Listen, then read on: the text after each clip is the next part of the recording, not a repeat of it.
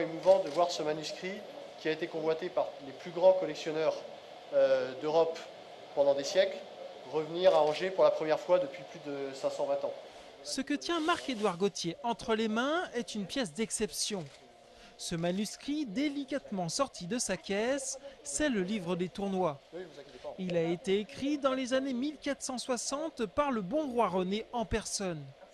Aujourd'hui, il est revenu temporairement au château d'Angers, le lieu de sa création.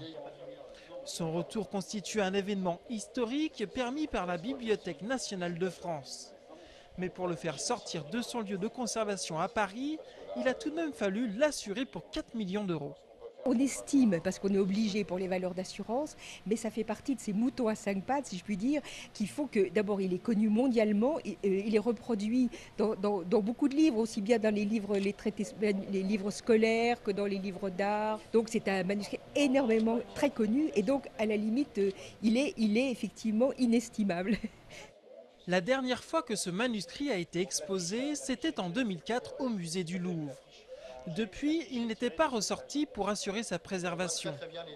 À l'intérieur, des enluminures de Barthélemy Deck, un artiste proche du roi René, présente les plus anciennes scènes de tournois d'époque visibles dans un livre.